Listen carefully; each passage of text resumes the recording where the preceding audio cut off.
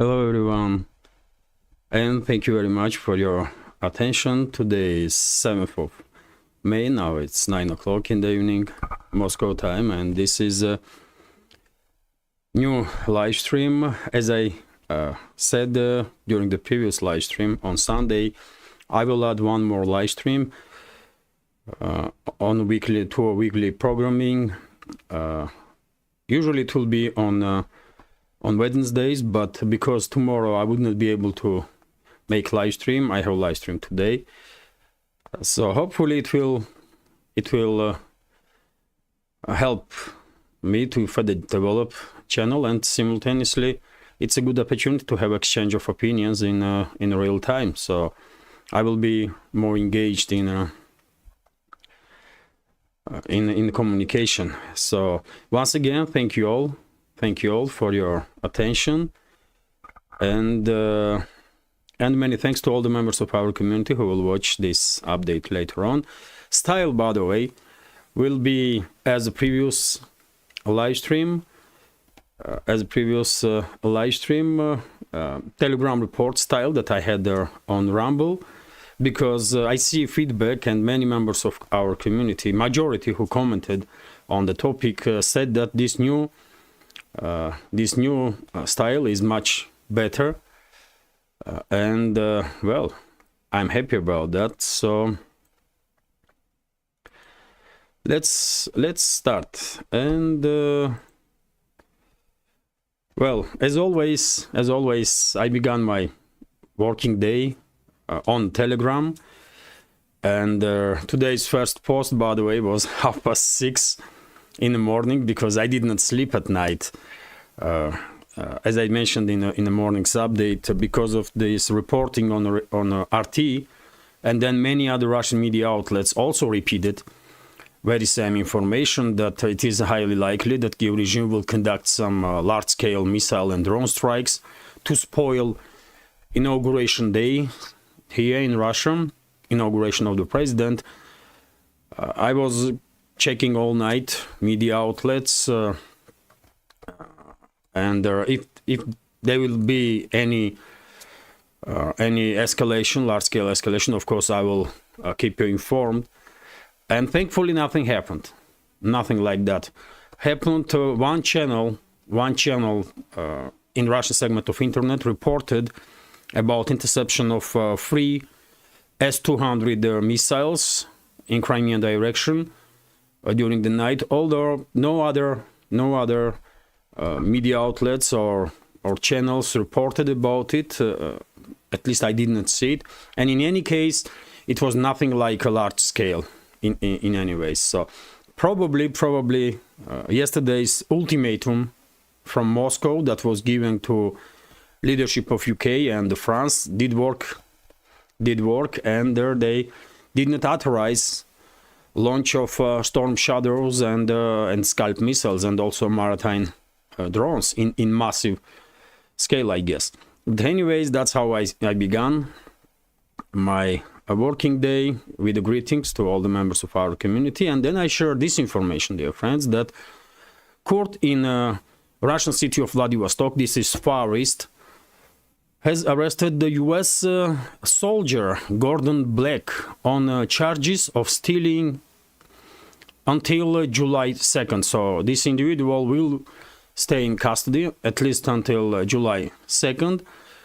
The court press secretary Yelena Oleneva told the Sputnik media outlet. On Monday, U.S. Army spokeswoman Cynthia Smith confirmed to the Sputnik that Russian authorities detained a U.S. soldier on charges of criminal conduct in Vladivostok. U.S. media reported that the soldier was stationed in South Korea before traveling to Russia.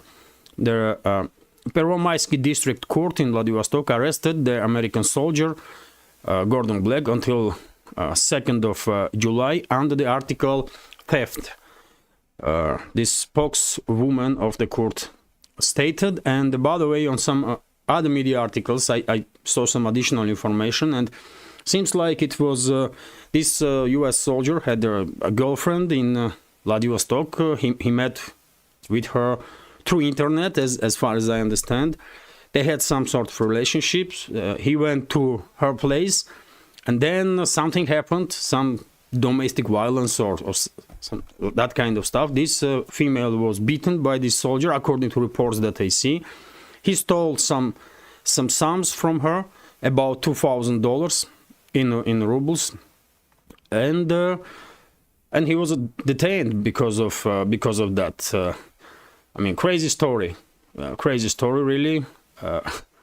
I don't know what this guy was thinking, but you know. And of course, U.S. embassy is informed about it, and U.S. embassy consulate will provide all the necessary assistance to this individual that is necessary. But really strange story, but yeah, I mean, that's for sure. And dear friends, before I continue, questions, of course, and I received a question from a veteran of our community, Jack Hudson. And the question is about Russian partisans. I'm quite often mentioning partisans during their updates, and Jack was interesting about more details about partisans, who these guys are, who these people are, where they are operating, and what is the cause, and so on. And well, from open sources, what we can learn is that here in Russia, partisans are mentioned in the media as, in Russian, it's podpolye. If we translate it, it means underground. Although I'm using the word partisans because it's more understandable in the context of this confrontation in the Ukraine, and they are operating all along the Ukraine. Of course, usually we are receiving reports from Kherson direction, from Zaporozhye region, Kherson region, from Nikolaev region, Odessa, from Kharkov region. Although partisans are operating in Sumy, by the way, region, also Chernigov region, even western regions of Ukraine. Maybe a little rarely, but time to time there are informations also about activity of Russian partisans in the western regions of Ukraine. I remember now, about months ago, I reported about activity of Russian partisans in western Ukraine when they derailed military echelon, military train of the Kiev regime, when that train was transporting some military equipment. And of course, on internet circulating different opinions about these groups. You may find information that or opinions that at least some groups of these partisans are Russian military intelligence officers that are operating deep inside enemy territory. This is 100% possibility. I would be surprised if Russian military intelligence are not operating deep inside enemy lines. Of course they do. Although vast majority of these groups, I believe, are local residents that get united and start fighting against the regime in ways that they find it possible for their particular situation. We should always keep in mind that when in 2014 this US-supported or Western-supported armed coup took place in Kiev, so-called Maidan. After that, in many regions, by the way, from Odessa to Kharkov, there was huge demonstrations of the people who will disagree with this regime change in Kiev. And unfortunately, while Donbass residents managed to organize armed resistance to that neo-Nazi regime that was created by the West in Kiev, this opposition was suppressed, forcefully suppressed in other regions, and therefore, for this long, by the way, for so many years since 2014, people in those regions have been oppressed by this neo-Nazi terrorist regime in Kiev, and of course, people are fed up with the situation, and they are using whatever means necessary and whatever means they have to combat Kiev regime and to fast track basically liberation of those territories by Russia, and it will happen. I have no doubts about it, by the way. It will definitely happen. It might take time. I can see Zura Gudadze, my brother, online. Hello, brother. Good to see you. So yes, it will definitely happen. Hopefully my answer about partisans is informative enough. And of course, dear friends, I will monitor Boosty during the live stream, and donation alerts. Links are under this video in description box. And if I see any questions today, this is from last donations are from last live stream, and if I see donation or question or commentary, of course I will read I will read first of all, and of course I will monitor chat as always. I will monitor chat, and if I see questions, then I will answer.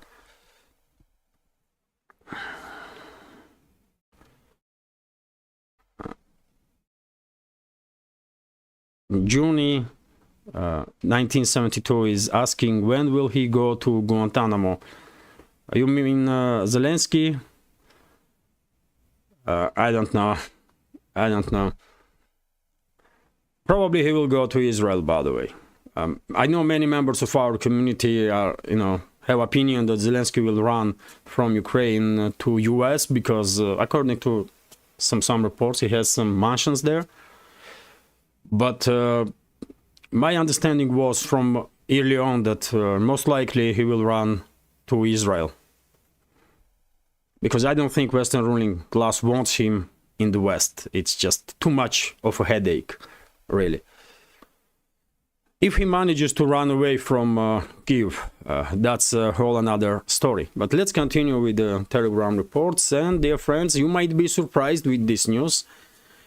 But today in Australia there was a small rally of supporters, not small, I mean quite significant rally, and of supporters of Russia, and you're not gonna believe who was participating in this rally. Grandson of the head of Ukraine's General Staff, Syrskyi. Let's go through some news. Pro-Russian motorcycle kicks off in Australia to celebrate President Vladimir Putin's inauguration and the Victory Day. One of their attendees is none other than stepson of a Ukrainian commander-in-chief, Alexander Syrskyi. So yes, man, I mean, this is one more indicator that this conflict definitely has elements of the civil war. Alexander Syrskyi is the head of Ukraine's General Staff, and his stepson is a pro-Russian activist in Australia. Is that not an indicator of the civil war that unfortunately Western ruling class managed to provoke? It is. Also, by the way, I shared information that IDF has taken control of the Gazan side of the Rafah crossing on the border with Egypt. I reported about it this morning in the morning's update, and during the day we were receiving more and more information about further escalation by IDF of its military operations in Rafah, and I saw many statements worldwide condemning this military operation, but yes, Ruth Greening is commenting, Ozzy Kozak helped organize it. Yes, absolutely. And as I know, there was some incident, police stopped this this small rally, and find some people because they were having flux with them. But still, I mean, it's nice to see that people worldwide, by the way, in Australia and some other countries, are paying respect to Victory Day, remembering this unbelievably heavy price that Soviet people pay for the victory. And of course, many people worldwide also are openly supporting Russia and congratulating today, for example, with the inauguration, because as I said in the morning's update, Putin is not just the most popular politician here in Russia, but I guess he's the most popular politician worldwide, period. You know, so... And then, by the way, I shared this video that India's Prime Minister Narendra Modi voted today on elections. Parliamentary election in India is taking place in 7 different stages, 7 separate stages, which is quite understandable. Over 900 million voters, by the way, will go to polls. So, of course, you cannot organize elections in 1 or 2 days. It's just totally impossible. And I'm not expert in India's internal policies, but as far as I understand, their current ruling party is very popular, and most likely they will have majority of the seats after elections. So let's also check. And then I share, by the way, link to first update from YouTube, first news update. Nidesh Kumar is asking how much time it will take to form entire government in Russia. I mean, ministerial posts, etc. Cabinet will be formed before end of May. So as far as I know, according to law, before end of May, cabinet will be formed, and there might be some changes in the cabinet of ministers. But probably majority of the ministers will maintain their positions. But of course, it's all up to decisions of the Russian president. And also, David Faulkner is asking, and David, thank you very much for your support, for your donation. And also, I want to thank Richard. Today I received a donation from Richard. I'm not saying surname because you know, I want to stay on the safe side. I don't know if it's okay to mention full name, but well, if you are watching, Richard, thank you very much for your donation today. And dear friends, if it's okay, during the live streams, I may mention highlight members of our community who support this project of mine, who support my work. You know, it's easy to do for me, but yet again, I need to have a permission to mention name of their individual. So David Faulkner is commenting. I heard that BlackRock want their money back from 2022 when they invested in a Russian defeat. Yes, this is absolutely correct. I reported about it yesterday, I believe, and it is true. Creditors of the Kiev regime are demanding money back, and as I said yesterday, BlackRock probably will use its influence in US, so that the US will then pressure Poland. And once Ukraine will undergo full-scale disintegration and Western regions will become most likely under NATO control, and 70 to 80% of that western part of Ukraine most likely will be claimed by Poland, I guess BlackRock will be in charge of land there. Significant part of the land. Washington will probably pressure Warsaw enough so that Polish government, Polish leadership will agree that BlackRock and some other big, heavily invested funds in Ukraine will receive some sort of compensation from the western parts of Ukraine. So, I mean, Zelensky and his associates, they sold out Ukraine, by the way. It's just unquestionable. It's absolutely true.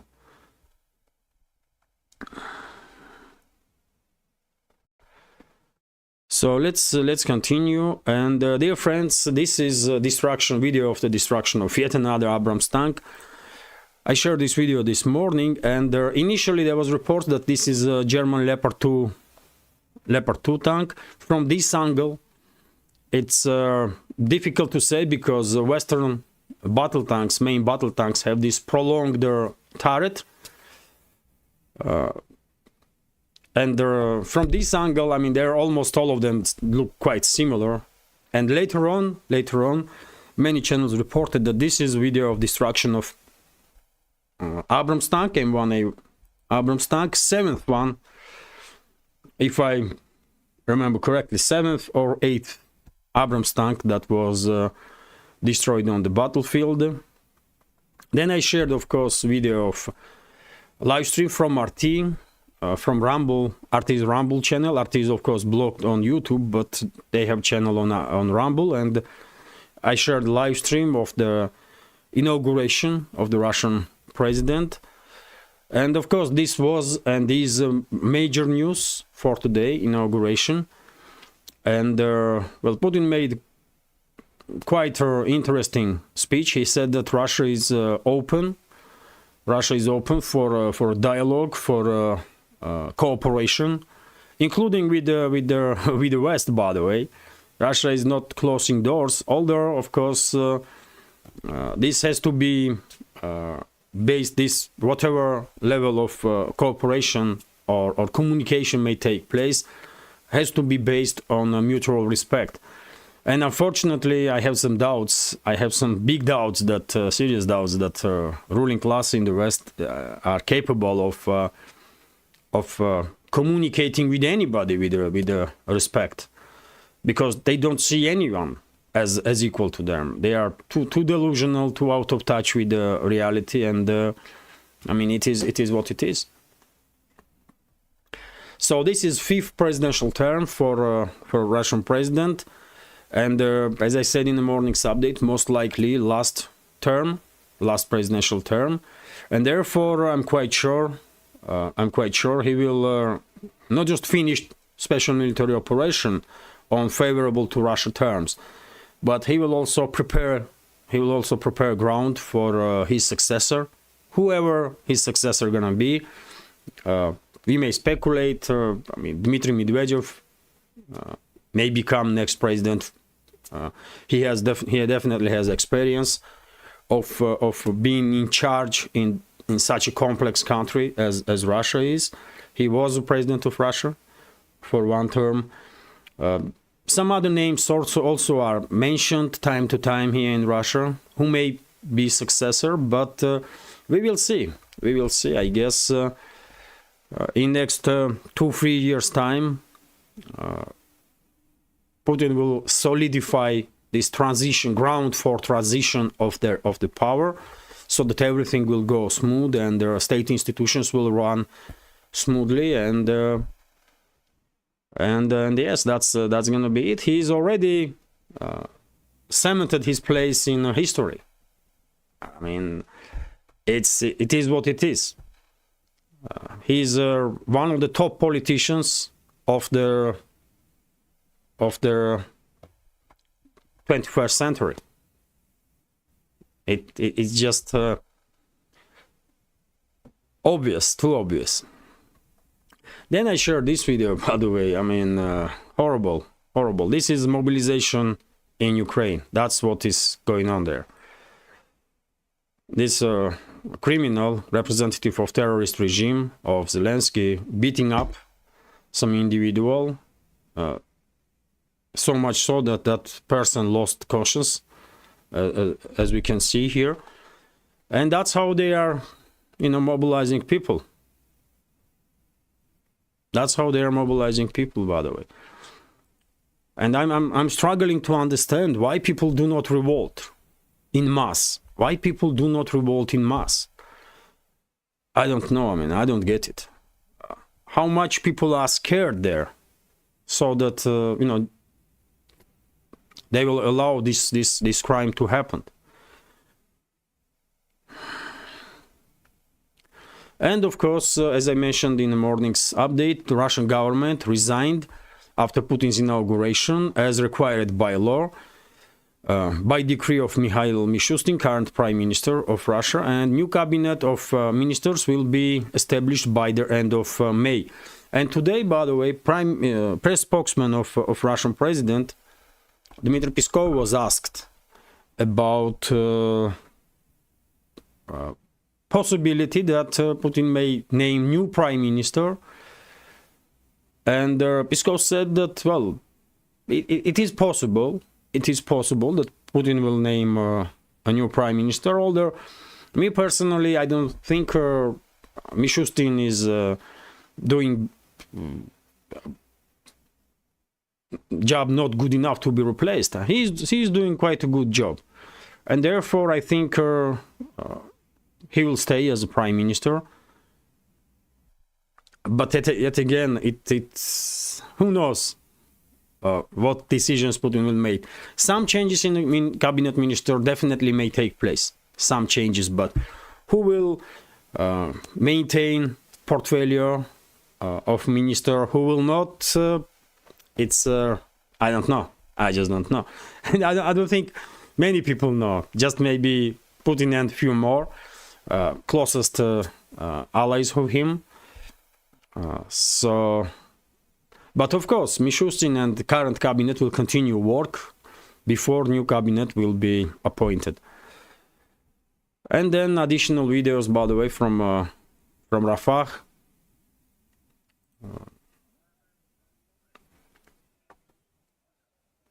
This is aftermath of the strikes by IDF. And well, I'm afraid if you remember, I was saying from the beginning of this military escalation between Israel and Palestine that maybe Netanyahu's government will try to implement some sort of Karabakh scenario in the Gaza Strip when local residents will be forced out from the region. And I'm afraid that's exactly the direction that this conflict is heading, because after Rafah, where people should go, it's Egypt next door. Next door, it's Egypt. And if Palestinians will be forced out of Gaza Strip, I'm quite sure Israel will not allow them back. Quite sure about it. Let's see if there is any questions.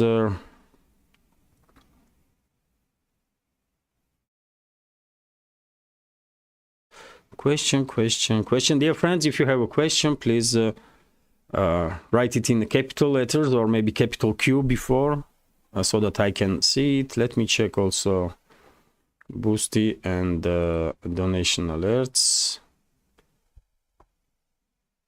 So yes, nothing there. And let's continue with the Telegram. And I shared then video of Russian strikes on logistical and military infrastructure of Kiev regime by Russian Air Force. Of course, Russian Air Force is working non-stop. Strikes are conducted on daily basis on communications of the Kiev regime, on military warehouses, military infrastructure, logistics infrastructure, and so on. And today was a quite slow day in terms of news. Probably many of you did notice that. Then I shared a report of Russian Defense Ministry on progress of special military operation during the previous 24 hours. And well, if we go through some basic news here, Kiev regime lost from 12 to 1400 military personnel during the previous 24 hours. So colossal losses, of course. And dozens and dozens of military equipment, tanks, armored personnel carriers, and so on. Then I share a video from Duran, today's update from Duran. And also, by the way, interestingly, the Ministry of Defense of Belarus has announced today a start of surprise inspection of the non-strategic nuclear weapons carriers in Belarus. As a part of their inspection, the Iskander division and Su-25 squadrons will be brought to readiness. So, as I reported yesterday, here in Russia, in Southern Military District, military exercises have been announced in terms of readiness of Russian forces to deploy non-strategical nuclear weapon systems, which is tactical nuclear weapons, basically. And today we receive information from Belarus that nuclear carriers in Belarus also are under inspection.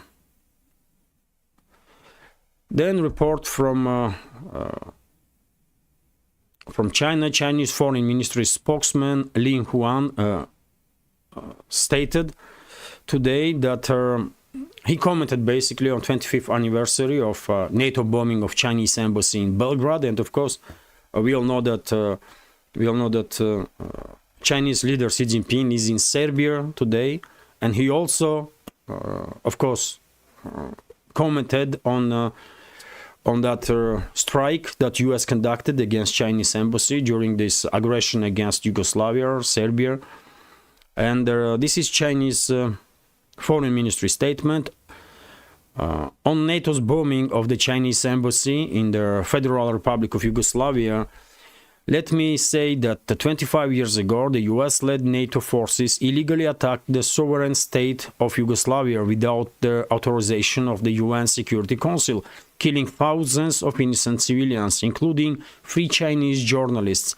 The Chinese people will never forget this barbaric atrocity committed by NATO and will never accept such a tragic history repeating itself each year. Commemorative events are held by Serbia and the Chinese embassy in Belgrade. And by the way, when it comes to this strike on Chinese embassy during NATO aggression against Yugoslavia, we have more information now what has happened. Initially, of course, Pentagon claimed that it was a mistake, but it was not mistake. According to reports that I see, earlier US F-117 stealth bomber, it has a F designation, but it's a bomber in reality. It's not a fighter. That plane was shot down by Serbian air defense systems, and according to some reports, some rumors, some parts of that stealth plane was brought to Chinese embassy, and US directly, intentionally targeted Chinese embassy to destroy that parts of the F-117 plane, so that China will not reverse engineer whatever technology was used in that plane. That's information that is circulating on internet. Of course, I cannot know for sure if that was the case, but it is possible. Then, let's see questions, by the way. Nidesh Kumar is asking, Germany has moved troops permanently into Lithuania. Will they try to cut off Kaliningrad? No, they're not gonna mess with Russia this way, because statements can be made, and the Baltic states on regular basis are making some quite nasty, crazy statements.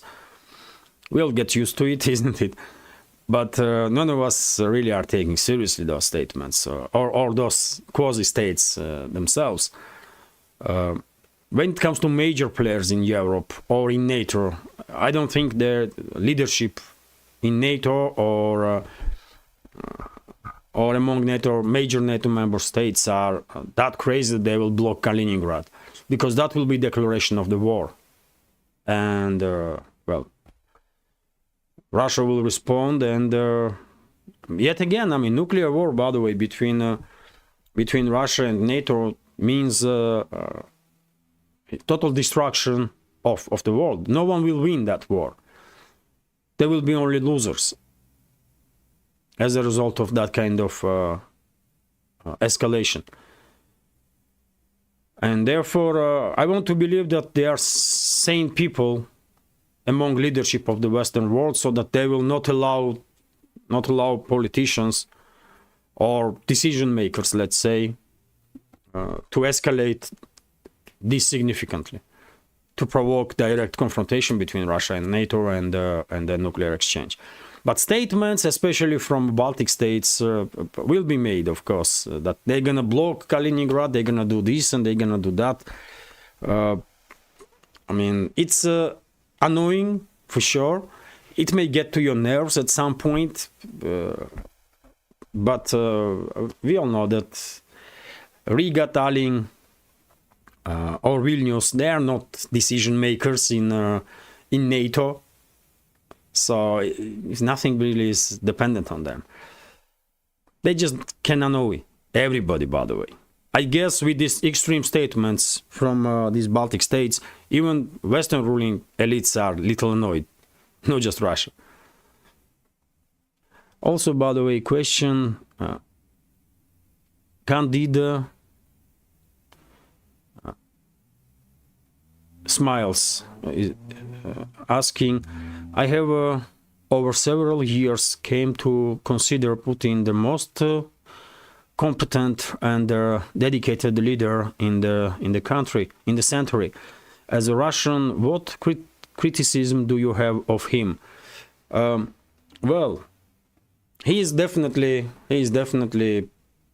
one of the greatest politicians of the modern times, by the way. As I said in the morning's update, you might like him or not, you might be his supporter or not, but we have to pay attention to the facts. And facts are that when he became a president, Russia was in very difficult situation, by the way. Economically speaking, politically speaking, in every way is possible. And now Russia is a major player on the world stage, and one of the leaders in a building of this new multipolar world. So I mean, there is no way around it. This is just factual. Russia, by the way, today, and Russia in late 90s. Early 2000s, it's two different countries, by the way, from two different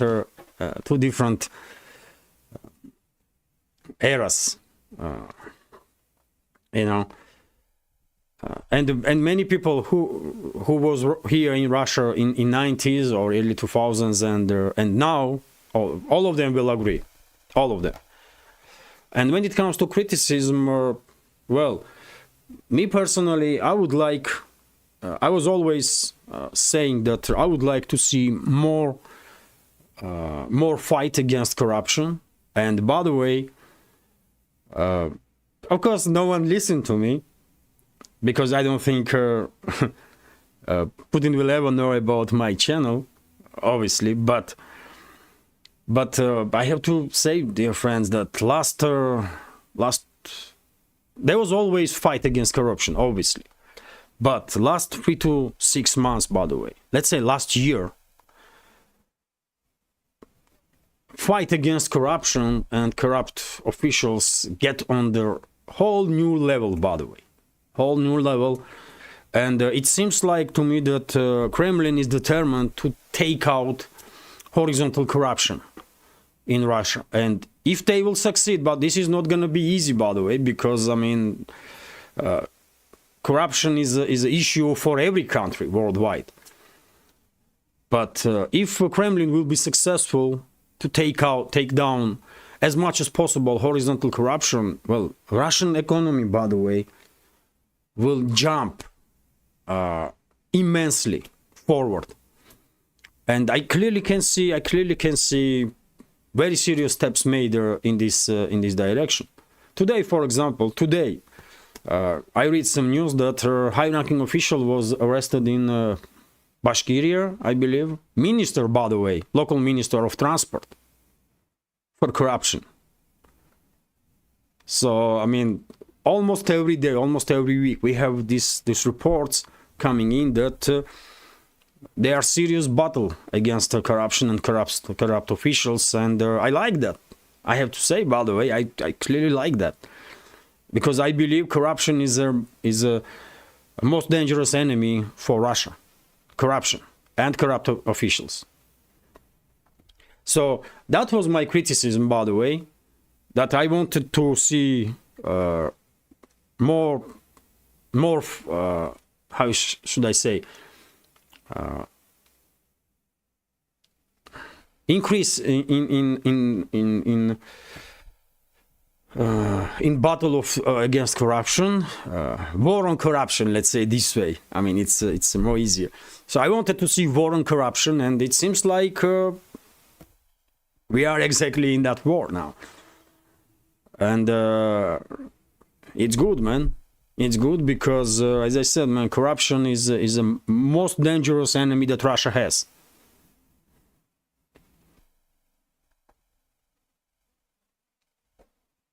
So that's it, by the way. That was my point of criticism, because other ways, I mean, he is a most popular politician here in Russia for a reason. He is very successful.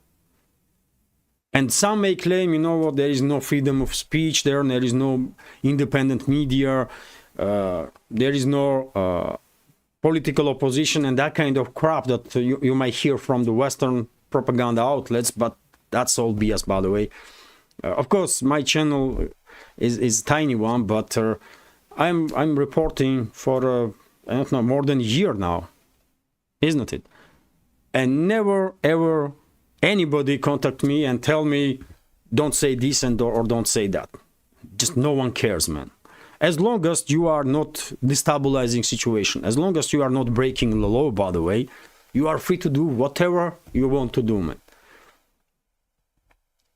That's it. So I don't take that criticism from that you can see in the West. When it comes to political opposition, there is 4 parties in the parliament, by the way. 4 parties in the parliament. In US, you only have 2. And both are basically, it's uniparty. It's not even 2 parties, it's a uniparty, it's 1 party, by the way, and we clearly see it now. If there was some questions before, it's clearly official right now. Although, of course, there are some other parties also, People's Party and Green Party and some other groups, but they never had any chance to become to enter House of Commons, did they? So how we can take any criticism from US, by the way? We have 4 parties, all are different, and there are plenty of parties outside of parliament, but they just are unable to gain attraction from the society so that they will receive enough votes to get there. So if you want to support left-leaning parties, you have an opportunity to do so. If you want to vote for right-leaning parties, you have opportunity to vote for them. You have a choice. But Moscow is not allowing collective Western secret services to have their own political assets here. Their own NGOs, by the way, their own media. And that's why they are getting crazy, by the way. That's why they are mad about Russia, and they are criticizing us for everything forever, man. I mean, it's so I believe, by the way, honestly, right now, I mean, you tell me if I'm wrong, but I think we are much more free here in Russia than members of our community or citizens in general in the US, by the way, or in Germany or in UK. I really think so. And I used to live in England, by the way, not in Germany, but in United Kingdom for several years. And I have all the good memories, by the way. I like United Kingdom, and I really feel sorry that relationships between Moscow and London are this bad. It should not be this way. Russia and and the West should be allies, but Western ruling class don't want us to be allies. But I really think that we are much more free here. You know? Of course, you can find some issues just about in every country, even in Switzerland, by the way. Tiny Switzerland, and you can find some issues there also to criticize government. But in general, Russia is doing quite good and quite well. And dear friends, when I mentioned left-leaning and right-leaning parties, of course, left here in Russia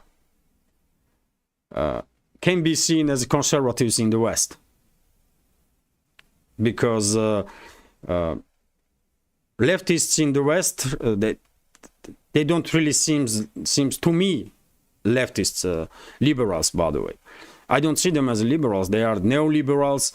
They have some ideology that will not go down well here in Russia, even among leftists. So we are much more conservative in general as a society than West. In terms of, and this goes for mainly in terms of traditional values, by the way, traditional values, religious values, family values, and so on.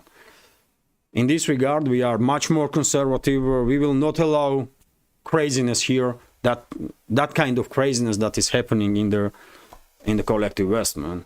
And thanks God we are not allowing that kind of stuff, man. Because sometimes I see some videos, man, on YouTube when kids in schools, by the way, and have been indoctrinated, and there are some cases when even in kindergartens this indoctrination process is implemented, which is crazy, man. Which is crazy. It's a crime. It's a crime against humanity. But seems like they have a bigger lobby, by the way, those crazy neolibs. Oh, let me check here. Nothing, and let me check here. Nothing. So let's continue, by the way. So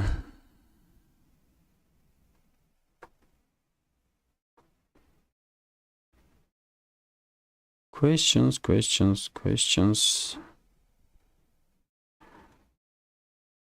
Oh, I can see question.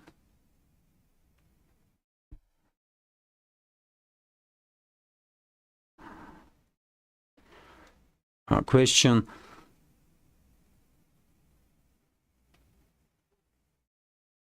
J. Joseph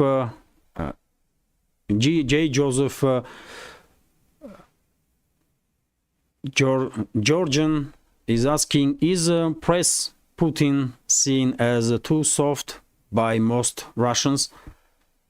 President Putin seen as too soft?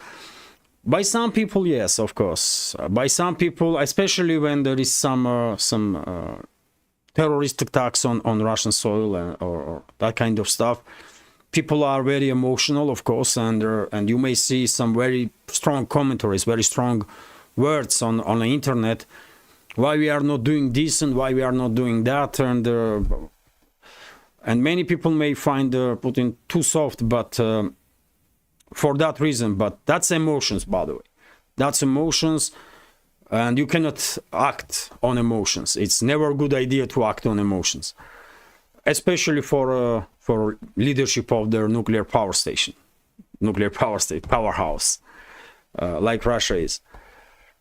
And therefore, of course, Putin has no right to act on emotions. He have to calculate every his step, by the way, every his step, because he sees, we all see, and he also sees that there are no serious people in the leadership of collective West, almost none. There might be several, and that's it. But in general, there are no adults among Western ruling class, and someone has to be adult. Someone has to be outlawed, and this bargain is on Russian president. He cannot allow himself to act as irresponsibly as Western leaders are acting. And this is good, by the way. This is good for all of us worldwide, because this approach, this pragmatic approach of Russian leadership most likely save us all from nuclear holocaust. You know, and if you remember, I was always saying that at some point, because of this constant escalation of the Western ruling class, at some point Moscow may find itself in a situation when Kremlin may see no any other option but use of extreme force. And I'm afraid we are getting closer to that situation. And yesterday this ultimatum basically that Moscow issued for London and Paris, for collective West in general, or aggressive part of the collective West, that was clear indicator, isn't it, that Moscow had enough of this irresponsible behavior of the West, and issuing now dire warnings that it is what it is. Just don't mess around no more, otherwise things may escalate very fast. But let's hope these messages from Moscow will reach adressat, and there will be no further extreme level of escalation, at least. And dear friends, let's continue with the Telegram, and it's almost hour now. So then I share this video, destruction of self-prepared gun by a Russian Lancer drone. Lancer drones, by the way, are of course game changers, one of the game changers, by the way, 100%. And they are mainly hunting for artillery systems, of course, although we see so many times that Lancer drones are well capable to take out even MBTs, by the way, heavily armed MBTs. Then I share today's update from Alex Christoforou. Then this is somewhat, I don't know. That's a pure example that there are almost none of the adults in the room when it comes to leadership of the collective West, by the way. Because look at this, man. This person that is formally in charge of NATO, Jens Stoltenberg, is meeting, and commentary here is spot on. A guy pretending to know stuff about military meets a woman pretending to be a leader of the Belarus. So this female, by the way, is what is her name? Tikhanovskaya, yes, Tikhanovskaya, by the way. West, for whatever reason, declare her as a president of Belarus or something like that, and she's treated as some sort of important figure in terms of Belarusian politics, which is nonsense, by the way. Which is total nonsense, but that's what they do, and they are trying now to do similar stuff with the wife of Alexei Navalny, who passed away recently, and now West wants from her wife to build something like Tikhanovskaya. But why are they doing these nonsensical moves? I just don't get it. And they are unable to learn, isn't it? They try to do similar stuff in Venezuela with this guy, man. What is his name? I'm constantly forgetting, man. Whatever. There was one guy in Venezuela, and US at some point stated that this guy gonna be president of Venezuela now. That's guy that we are recognizing as a leader of Venezuela. The rest of the world was kind of shocked to hear that kind of nonsense from Washington, but of course collective West agreed with that.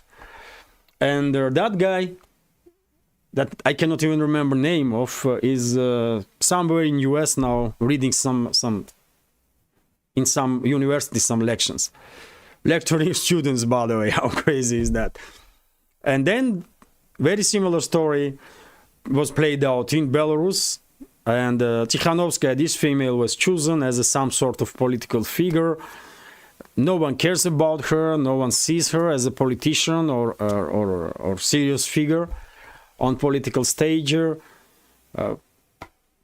But that's what West does, and they're gonna do similar stuff with wife of Navalny, Yulia Navalny. Once again, why, man? Why they are unable to learn? I don't know. And very strong statements, by the way, from President of Belarus, Alexander Lukashenko. So President of Belarus, Alexander Lukashenko, said that the world has never come so close to threshold of the nuclear war as it does now. That's what he said, by the way. And of course, he knows significantly more than we ordinary humans. And this statement of Lukashenko definitely further, it can be seen as a further confirmation that Moscow issued the ultimatum to London and to Paris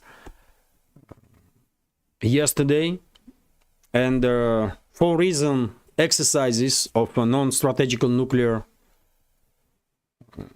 forces have been ordered, and Belarus is also conducting exercises of its weapon systems that are capable of delivering nuclear warheads.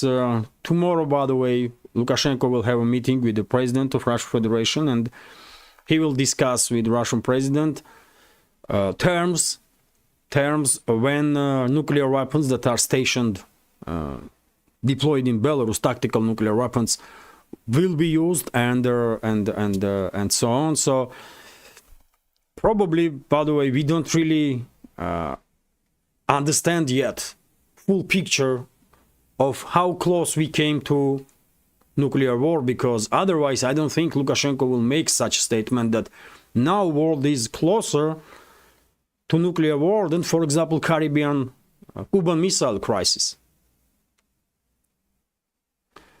So some stuff is going on behind the closed door that we have no idea. But hopefully things will de-escalate, and we will not see this extreme level of escalation. And you may find this information also quite interesting, that US will, according to Guardian, British Guardian media outlet, newspaper, US won't guarantee Australia will have a complete control of AUKUS submarines. And this is, by the way, information about these nuclear submarines that Australia purchased in US. Australia had a contract with France for some, I don't know, 30 or 50 billion euros, huge contract. And France supposed to build diesel electric submarines for Australia. But then US and UK get involved, and basically they forced Canberra to recall that contract with France and give a contract to US to build nuclear submarines. And they're gonna pay tens of billions of dollars, by the way. Australian taxpayers will pay tens of billions of dollars for these nuclear submarines, and they would not be even in charge of it. How this is even possible, man? I just don't get it. So US now basically forcing other countries to finance US army, because if these nuclear submarines will be under control of US, then even if formally they will be called Australians submarines, they're gonna be assets of US, isn't it? That's how I see it, anyways. So very strange story, man. I'm interested how will Australian leadership react on this news. And then, by the way, video of destruction of yet another Leopard tank. Leopard 2 A4 was destroyed.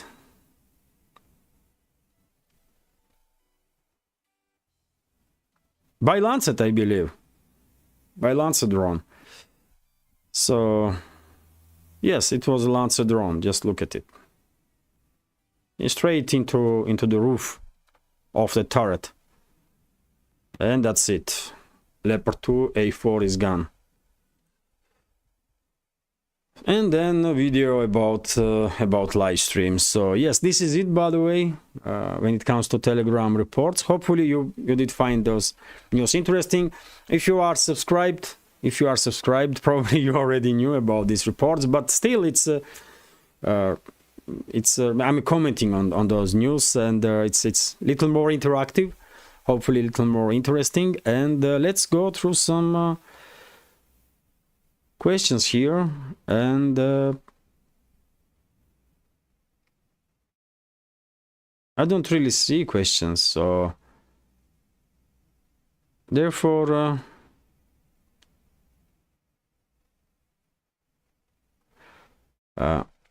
Jim Passarotri is commenting, France was really pissed. They had a contract with Australia. Yes, I remember that story, by the way, quite well. France was in dismay. They could not believe that this was happening, and they were very upset with the UK especially, and with US also, of course, with Australia. But that's what they did. Formally, they are allies, isn't it? But that's what they did to France, man. Very strange story. And now Australia will pay tens of billions of dollars for those submarines, and they will have no say anyways. Those submarines formally may be part of Australian Navy, but in reality will be assets of US. I mean, crazy, man. So this is it, dear friends. Hopefully you will find this update interesting. Well, thank you very much for your attention. Thank you very much for your questions, comments. I wish you a great day, and see you tomorrow. Take care. Bye for now.